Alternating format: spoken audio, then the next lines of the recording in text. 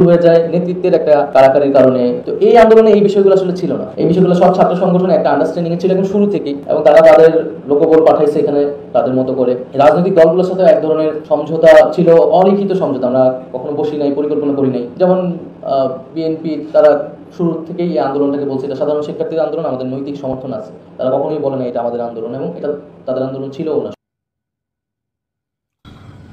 প্রথমত আমি নাহিদকে একটা পরামর্শ দেই, যেহেতু তারা একটা রাজনৈতিক দল করেছে এবং তিনি দলটির প্রধান। উপদেষ্টাদের মধ্যে বা ছাত্রদের মধ্যে এই আন্দোলনে যিনি ধৈর্য এবং কি নানান ধরনের চড়াই উতরাই পেরিয়ে আজকে জাতীয় নাগরিক পার্টির মতো দলটির প্রধান হয়েছেন, প্রথমত একটা বড় ভাই হিসাবে আমার মনে হয় যে এটা আমার একটা পরামর্শ দেওয়া উচিত যে আপনারা কথা বলার সময় একটু হিসেব নিকেশ করে বলবেন। কারণ আপনি একজন রাজনীতিবিদ, এখন আপনার যে কোনো একটা কথা যদি একটু ভুলভাল হয়ে যায় সেটা নিয়ে মার্কেটে কাউন্টার হবে, আলোচনা হবে, সমালোচনা হবে। কারণ বাংলাদেশের রাজনৈতিক দলগুলো একে অন্যকে কখনো ছাড় দেওয়ার মেন্টালিটিতে হাঁটে না। আর যেহেতু বিএনপি একটা বড় মাপের রাজনৈতিক দল, এই মুহূর্তে যদি নির্বাচন হয় এটা জরিপ লাগে না, যে কোনো মানুষই বোঝে যে ক্ষমতার কাছাকাছি বিএনপি যাবে। তো নাহিদের এই বক্তব্যটা, ভিডিওর প্রথমে যে বক্তব্যটা আপনারা শুনেছেন, এটা নিয়ে এই মুহূর্তে সোশ্যাল মিডিয়াতে আবার তোলপাড় যে এই আন্দোলনটা বিএনপির আন্দোলন ছিল না, এবং বিএনপির সাথে এই প্রথমবারের মতন কিন্তু তিনি প্রকাশ্যে বললেন যে কোন রকম প্ল্যান, পরিকল্পনা, বৈঠক আসলে হয় নাই, সমঝোতা হয় নাই। শুধু বিএনপি তখন বলছিল যে আন্দোলনে আমরা নৈতিক সমর্থন করছি, আর এই আন্দোলনের টোটাল প্ল্যানারি ছিল ছাত্র জনতার মাধ্যমে এই আন্দোলনটা হয়েছে। এখন নাহিদের এই বক্তব্যটা আসলে কোন জায়গাতে ভেজাল ক্রিয়েট করে আপনি দেখেন। বিএনপির যারা বড় বড় নেতা আছেন তারা দাবি করছেন যে এই আন্দোলনটার পেছনে এটার গতিকে বাড়াতে, অথবা এই নাহিদ সার্জিসটা যখন ডিবি অফিসে ছিলেন তখন এই আন্দোলনটার গতি বৃদ্ধি করা, যাত্রাবাড়ি সহ বিভিন্ন জায়গায় যে প্রতিরোধ গড়ে তোলা, দেশের মধ্যে যে হঠাৎ করে আমরা রাস্তায় মানুষ টানতে দেখছি, এটার পেছনে যারা যারা ভূমিকা রেখেছেন এদের মধ্যে বিএনপি অন্যতম, এবং এদের প্রায় 450-500 ছাত্র অথবা জনতার মধ্যে মারা গেছে যারা বিএনপির রাজনৈতিক পরিবারের সাথে কানেক্টেড।